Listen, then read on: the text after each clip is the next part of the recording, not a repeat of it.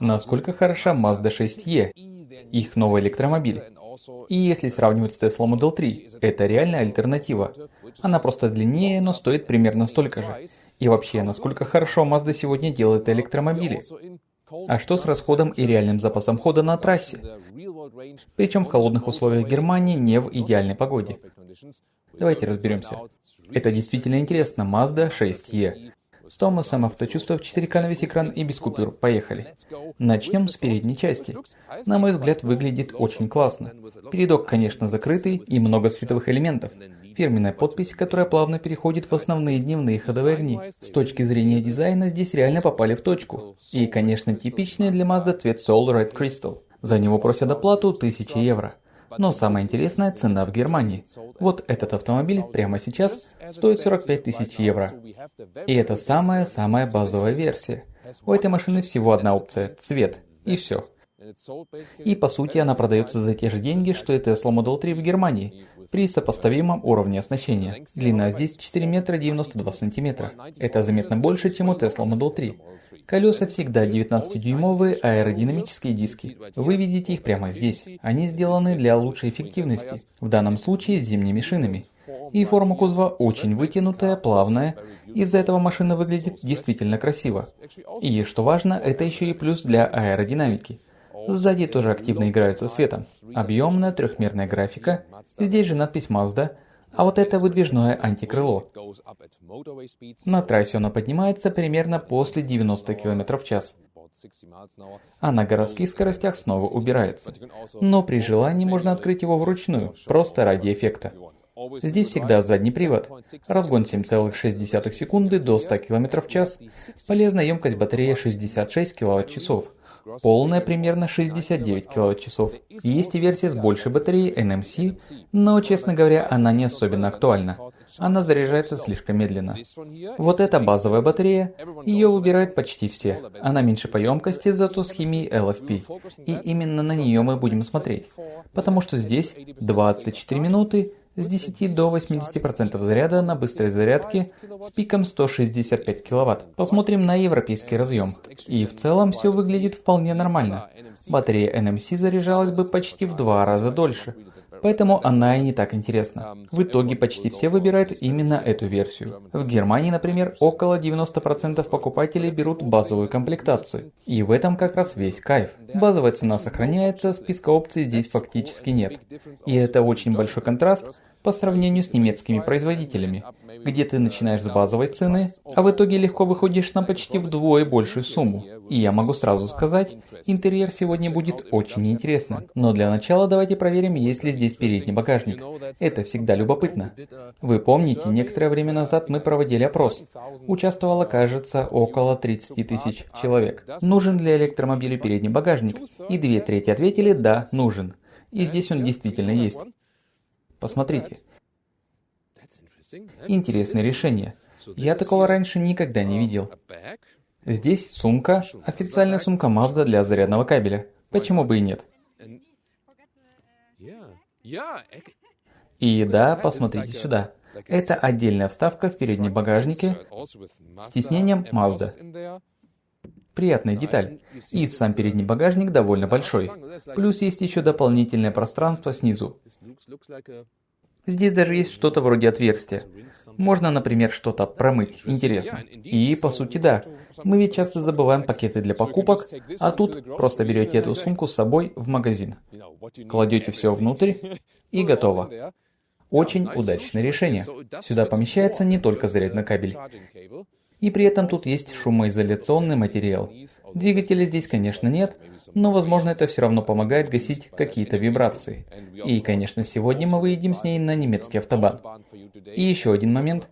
Я буду ехать так, как я обычно езжу на машине с ДВС, то есть не экономя специально, иногда с чуть более высокой скоростью. Ну, по-немецки, вы понимаете. И посмотрим, какой расход в итоге получится в таких условиях. Теперь к интерьеру. Мне действительно нравится новый ключ. Выглядит классно. А когда вы открываете автомобиль, дверные ручки выезжают к вам, дальше они уже обычные механические. Лично я больше люблю постоянно видимые ручки. Так сразу понятно, где и как открывать. Ламинированных стекол здесь нет. Зато звук закрывания двери вполне достойный. Почему бы и нет? Бывало и лучше, бывало и хуже. Теперь сами двери. Верхняя часть уже с фактурой и с мягким покрытием. А ниже все обтянуто кожзамом. Вот здесь, пожалуй, для локтя можно было бы сделать мягче. Посмотрю, как это ощущается в движении. А так, очень приятно. Хорошее качество кнопок стеклоподъемников, и здесь же открывание и закрывание дверей. Кстати, здесь установлена аудиосистема Sony с 14 динамиками. Идет в базе. Нижняя часть дверей жесткий пластик. Здесь же логотип аудиосистемы Sony, а рядом шильдик Mazda 6e в базовой версии. Кстати, официально он пишется без пробела, именно так. Здесь также есть интеграция фоновой подсветки и снова кожзам. Он довольно жесткий. Сама поверхность чуть мягкая, но под ней нет выраженного демпфирования. А вот рулевое колесо в базовой версии выполнено из материала без использования кожи. Ощущается очень приятно, качественно и с хорошим демпфированием внутри. На руле есть кнопки, настоящие, физические, например, вот это для вызова режима камер. Сиденье в базе из кожзама высокого качества. Как я уже говорил, все это стандартное оснащение. И здесь красиво выполнено тиснение Mazda. В подголовниках есть динамики, если вам это важно. Есть и фоновая подсветка. А вот здесь материал уже очень мягкий, прямо плюшевый. И мне это действительно нравится. Альтернативой был бы вот такой светлый вариант оформления. Честно говоря, я бы, наверное, выбрал именно его, в зависимости от цвета кузова. Есть и дополнительная комплектация Takumi Plus. Там используется микрофибра, но при этом в некоторых зонах. Включая руль, появляются элементы из натуральной кожи. В этой версии есть электрическая шторка для стеклянной крыши. А здесь, в базовой, можно установить ручную шторку из аксессуаров, а сама панорамная стеклянная крыша идет в стандарте. Руль регулируется по высоте и по вылету. Управлять этим очень удобно. А вот эти подрулевые рычаги из старого мерседесовского набора. Tesla, кстати, тоже их использовала. Интересно видеть их здесь снова. Комфорт посадки действительно высокий. Во многом благодаря мягким материалам. И вот здесь, в зоне опоры под бедрами, тоже очень мягко. Кстати, Isofix есть и на переднем пассажирском сиденье. Так что с комфортом здесь все в порядке. И меня реально впечатляет, сколько стандартного оснащения вы получаете за эти деньги. Напомню, 45 тысяч евро. И редко когда видишь, чтобы вообще без спецопций все уже было включено. Даже в базе сиденья с подогревом и вентиляцией. По запасу места над головой при росте 1,89 м под панорамной крышей никаких проблем. Посадка, как это часто бывает у электрических седанов, относительно высокая, потому что под вами батарея. Из-за этого появляется особый угол в коленях. Именно поэтому электрокроссоверы так популярны. Там этого эффекта почти нет. Вы понимаете, о чем я. И сзади я ощущаю примерно то же самое. Теперь передняя панель. Сверху, как я уже говорил, она не совсем мягкая, но и не жесткая. Скорее что-то среднее. А вот здесь уже мягче с отделкой кожзамом. И бардачок тоже с демпфированием, по крайней мере в финальной фазе открытия. Здесь много всего. Так, поехали дальше. Экран очень большой. Это почти 15 дюймов. И программное обеспечение работает очень быстро. Быстрее, чем у обычной мультимедийной системы Mazda. И быстрее, чем у некоторых немецких конкурентов. Плюс хорошие визуализации. Чуть позже разберем это подробнее. Блок климата здесь полностью в экране. Физических крутилок нет вообще. И это, скажем так, идет вразрез с философией Mazda. На протяжении десятилетий у них всегда было много реальных кнопок, шайб и регуляторов. А здесь все исчезло. Почти ничего физического не осталось, кроме селектора-коробки и нескольких кнопок на руле, и по сути все. Вот это как раз тот момент, который я критикую. Мне бы хотелось настоящие маздовские крутилки климата. Голосовой ассистент, кстати, работает, но есть нюанс. Вы просто разговариваете в машине, и он довольно часто активируется сам. Поэтому я отключил автоматическое распознавание голоса, чтобы это не раздражало в повседневной езде. Но главное – качество сборки. Например, здесь в центральной консоли оно действительно очень и очень хорошее. Спереди беспроводная зарядка. Ее, кстати, можно легко отключить, если она вам не нужна. Рядом просто дополнительное место, подстаканники адаптивные, 3 точки, да, именно адаптивные. И здесь классно интегрирована фоновая подсветка. Вы это видите. Причем и на передней панели тоже. Цвета, конечно, можно менять. Дальше центральная консоль можно нажать вот здесь. И с другой стороны такая же кнопка, а под ней много свободного пространства. Очень удобно в использовании. Ниже еще один большой отсек. Места реально много. По разъемам, USB-C здесь только для зарядки, USB-A и для зарядки и для подключения, например, Apple CarPlay или Android Auto. При этом смартфон можно подключить и по беспроводной связи, но я, честно говоря, всегда предпочитаю кабель, он стабильнее. Поэтому я обычно отключаю беспроводную зарядку и пользуюсь проводом. Для iPhone нужен вот такой вариант USB-A на USB-C. И да, спасибо Ли, у нее, как всегда, есть все нужное. А теперь взгляд водителя. Например, если нажать вот эту кнопку 360, появляется изображение с камер. Качество, кстати, отличное. Особенно это полезно в тесных парковочных ситуациях. Вы видите, что происходит с колесами и спереди, и сзади. Мы снимали это для вас раньше. Очень полезная функция. Здесь же цифровая приборная панель, скорость, расход и все остальное со своей задачей справляется. Меня это вполне устраивает. Кстати, прямо отсюда можно переключать режимы движения. Вот, например, Normal, Sport и Individual. К этому мы еще вернемся во время езды. Есть и проекционный дисплей. Я выставил режим снег. Он подсвечивается синим цветом, так его лучше видно. На камере он всегда кажется меньше, чем есть на самом деле. И основная мультимедийная система. Как я уже говорил, экран большой и работает довольно быстро, когда переключаешься между разделами. Физических крутилок мне все равно не хватает, но температуру можно задавать вот так или вот так. То есть несколько вариантов управления. Либо просто оставить климат в автоматическом режиме. Здесь же можно включить подогрев сидений, а если зайти в блок климата, доступна и вентиляция сидений. И да, как я и говорил, подогрев и вентиляция здесь есть. Но одновременно они не работают. Если включаете вентиляцию, подогрев отключается. Если включаете подогрев, вентиляция выключается. У некоторых автомобилей это можно использовать параллельно, здесь нет. Всего доступно 3 уровня настройки. Вот, например, очень приятной визуализации, и здесь же видно загрузку процессора.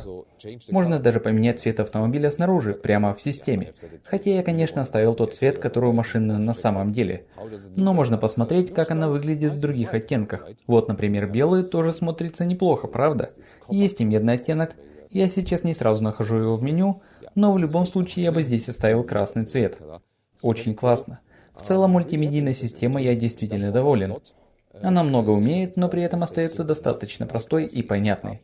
То же самое касается Apple CarPlay. Вот он, интеграция крупная на весь экран. Правда, сам Apple CarPlay работает чуть медленнее, чем основная система. Интересный момент. И, пожалуй, единственное, что я здесь критикую.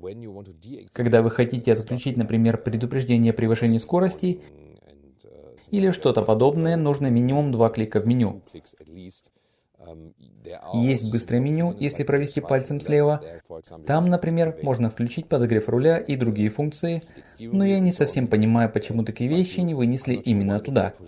Или почему их нельзя добавить на избранные кнопки. И на данный момент плана обновления программного обеспечения, который бы это исправил, просто нет. Если провести пальцем сверху, вы попадаете в настройки. Но и там нет быстрого способа легко отключить все эти звуковые сигналы. Заднее сиденье. Для начала и здесь на дверях мягкие материалы. Это снова говорит о хорошем качестве сборки. Внизу уже жесткий пластик, снова аудиосистема Sony, и, кстати, звучит она вполне достойно. Я уже успел ее протестировать. Сами задние сиденья с тем же мягким, приятным материалом, изофикс расположен в нижней части. Правда, крепления здесь не фиксируются, они болтаются и не откидываются сами. Открывается вот так вручную. Есть хотя бы направляющие губки, но фиксированного грузового положения у сидений здесь нет. И разблокировать их тоже нужно отсюда. А вот теперь становится действительно интересно. Во-первых, здесь ровный пол. Плюс есть дополнительное пространство. Один разъем USB-C для зарядки и отдельный блок климат-контроля для задних пассажиров. И вот теперь становится по-настоящему интересно. Посмотрите, отсюда можно сдвинуть переднее пассажирское сиденье. То есть сзади получается почти шефская посадка. И по запасу места для ног, когда я сижу сам за собой. Машина длинная, колесная база тоже длинная, это чувствуется. За свои деньги вы получаете реально много пространства. При росте 1,89 м тоже все нормально. Но здесь снова проявляется типичная особенность электрических седанов. Ступни находятся довольно высоко. Мы недавно видели то же самое в Volvo ES90. И по сути во всех электрических седанах. В кроссоверах посадка другая, там ноги располагаются вот так, более естественно, а в машинах с ДВ ступни обычно ниже. Это, пожалуй, главное ограничение такого формата. Хотя при этом из-за большого пространства и мягких материалов здесь все равно комфортно. Но да, мне хотелось бы, чтобы ноги были чуть ниже. С другой стороны, у конкурентов все ровно так же. Здесь нет исключений.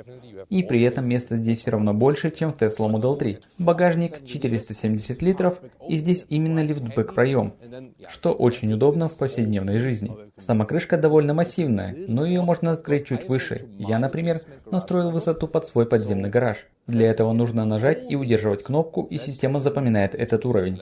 А в мультимедийной системе можно даже задать точный процент открытия. По управлению все просто. Одно нажатие – закрытие. Двойное нажатие, как мышкой, крышка закрывается и машина сразу блокируется. Очень удобная фишка. Теперь давайте уберем эту массивную полку и посмотрим, что под ней. Чемодан помещается вертикально, по ширине примерно метр. Под полом есть еще дополнительное пространство, вот здесь, например. Правда, в этом месте качество отделки уже попроще. Здесь же находится крышка 12-вольтового аккумулятора. Он расположен слева снизу, и к нему довольно удобно добраться, если вдруг понадобится. А вот здесь обивку, пожалуй, можно было бы натянуть чуть аккуратней. Теперь давайте посмотрим на размеры. В обычной конфигурации длина здесь 1 метр 5 сантиметров. А если брать общую длину, 1 метр 88 сантиметров. Это действительно очень много. И, конечно, заметно больше, чем у Tesla Model 3.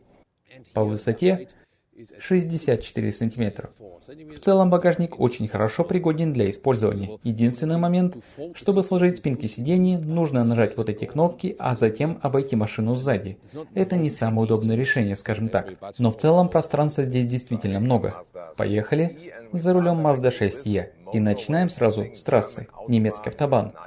Здесь впереди хорошая связка S-образных поворотов. Посмотрим, насколько машина маневренная. Да, это тяжелый седан, но едет он на первый взгляд вполне уверенно. Вот такие первые ощущения.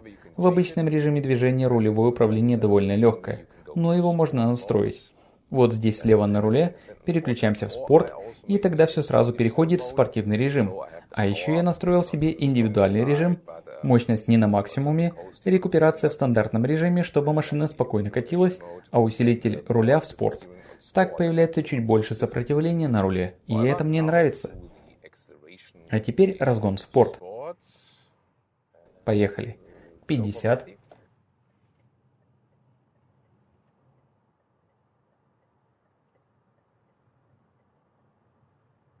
130. 150. 160. И вот здесь вы видите 7,6 секунды до 100 км в час. Да, конечно, есть электромобили и быстрее, это не спортивный электромобиль, но ускорения здесь более чем достаточно, даже для трассы.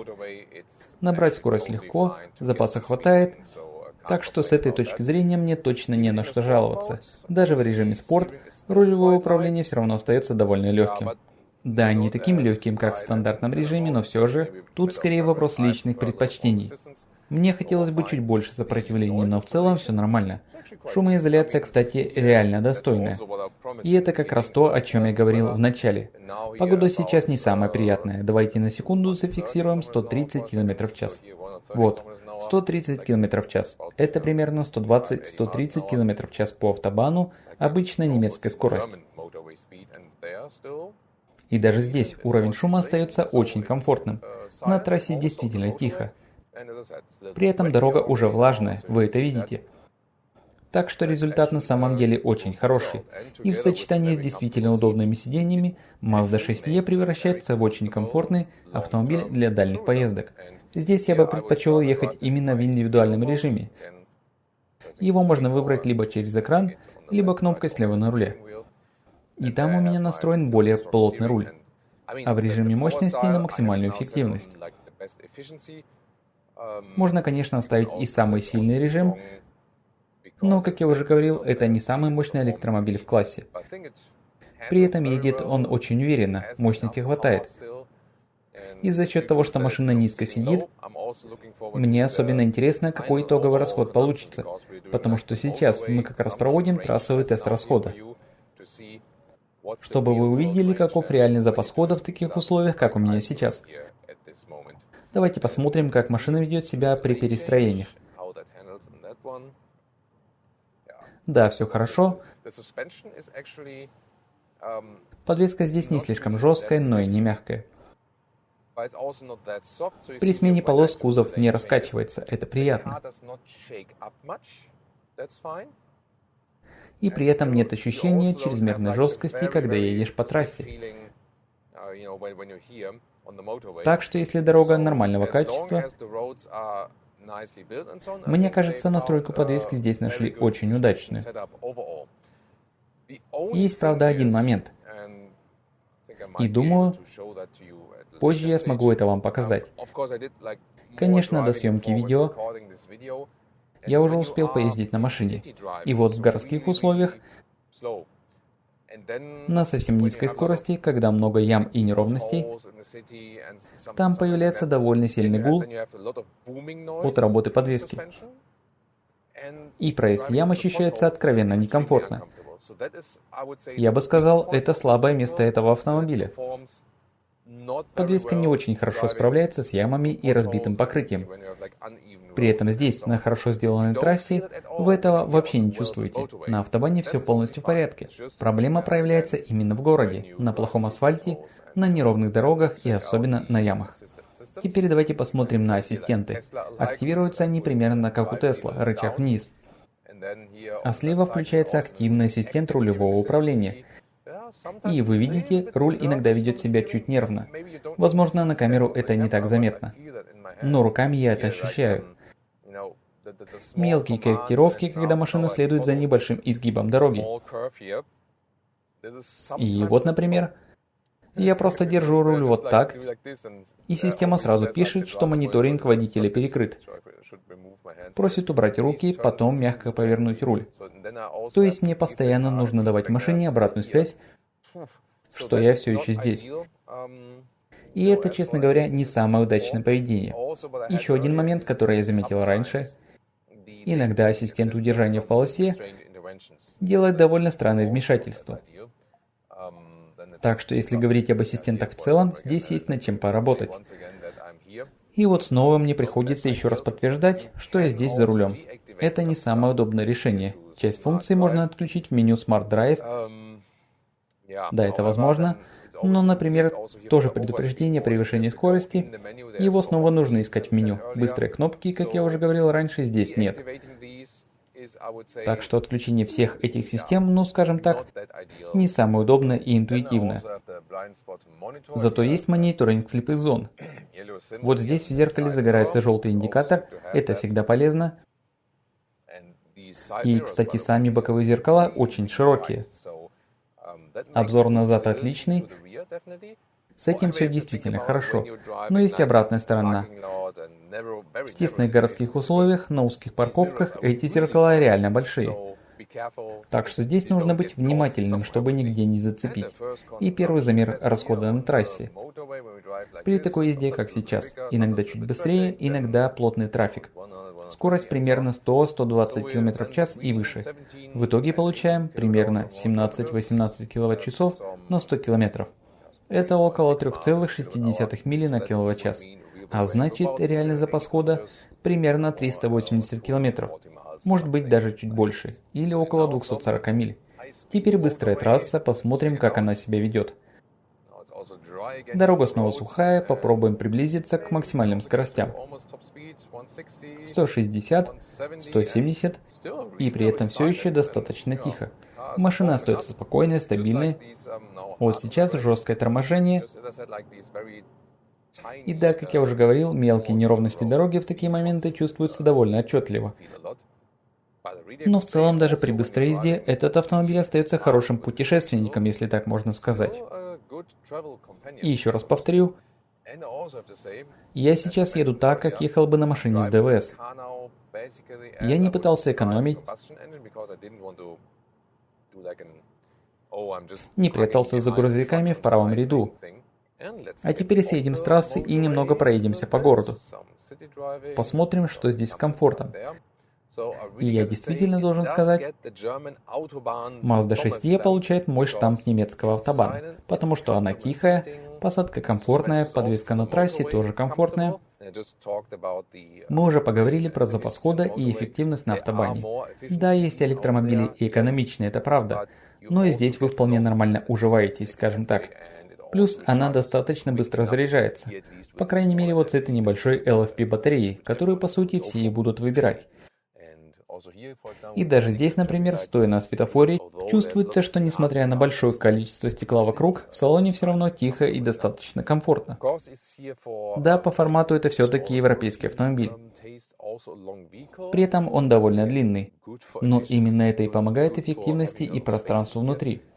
И, честно говоря, мне просто нравится ездить на более крупных автомобилях. Но тут, конечно, все уже вопрос личных предпочтений. И, конечно, у электромобиля всегда есть одно большое преимущество – мгновенное ускорение с места. Загорается зеленый, и вы сразу набираете скорость. Удобно, если нужно быстро встроиться или проскочить в поток. Но ограничения, о которых я говорил раньше, здесь снова проявляются. Во-первых, ямы. На них машина реагирует заметно. Во-вторых, на трассе иногда появляется тот самый гул, о котором я упоминал. А вот в городе есть еще один момент – тормоза. Здесь педаль очень чувствительная. На трассе этого не замечаешь. Но в городе, да, реакция слишком резкая. Сильнее всего это ощущается при парковке. Когда вы двигаетесь вперед-назад и слегка нажимаете на тормоз, он схватывает слишком резко. Фактически даже легкое нажатие вызывает довольно жесткое торможение. Так что, возможно, калибровку тормозов стоило бы сделать мягче именно для городского режима. К этому, конечно, можно привыкнуть, но учиться приходится. И именно поэтому я переназначил горячую кнопку. Обычно здесь управление дворниками, а я поставил сюда регулировку рекуперации. Обычно я езжу с минимальной рекуперацией, но в этом автомобиле я чаще использую средний или даже высокий уровень. Так просто комфортнее, чем постоянно работать тормозом в городских условиях. Я уже рассказал вам много хорошего про этот автомобиль, и все это по-прежнему остается в силе. Но есть один момент, который я обязан назвать очень серьезным минусом, и это нужно исправлять. Посмотрите, сейчас мы едем ночью, и все лобовое стекло покрывается влагой изнутри. При этом климат включен. И мы сегодня и вчера ездили часами. Сегодня 5-6 часов подряд. И это происходит примерно раз в час, вот просто так. Ты едешь, все нормально, и вдруг я почти ничего не вижу, стекло запотевает изнутри. Потом непонятно почему все снова очищается. Возможно, какой-то датчик это распознает. Но почему так происходит, я не понимаю. Мы все проверили. Настройки климата выставлены корректно. Есть еще второй момент с климатом. Смотрите сюда. Температура выставлена на 26,5 градусов по Цельсию. Это по сути очень тепло. Но при этом у меня холодные руки. То есть калибровка отопления явно некорректная. Она просто мимо. Итого два серьезных пункта, которые нужно исправлять. Первое, датчик влажности, он работает странно, очень странно. И второе, калибровка температуры климата, это тоже не в порядке. Вот эти две вещи действительно требуют доработки. И вот сейчас я уже минут 5 еду вот так, а потом в одну секунду, буквально за пару секунд, и все снова чисто. И дальше можно спокойно ехать 3 часа подряд, а потом в какой-то момент это снова возвращается. Это очень странно. Бывало даже так, что мы просто открывали окна, потому что иначе ничего сделать было нельзя. Даже если включить максимальный режим климата. Вот давайте попробуем. Но и здесь очистка должна происходить значительно быстрее, по идее. И, честно говоря, я этого вообще не понимаю. Так что да, это точно тот момент, который Mazda нужно исправлять как можно скорее. И теперь итоговый расход при длительной езде по трассе. Я ехал так же, как ехал бы на машине с ДВС на этом же маршруте. В результате получили около 21 кВт на 100 км. А значит, реальный запас хода при трассовой езде с хорошей скоростью около 315 км. Также мы сделали короткий тест зарядки. Батарея была теплой после длительной езды по трассе, и зарядка довольно быстро вышла на пик 165 кВт. Это хороший результат. С 20 до 85% заряда у нас ушло примерно 27 минут.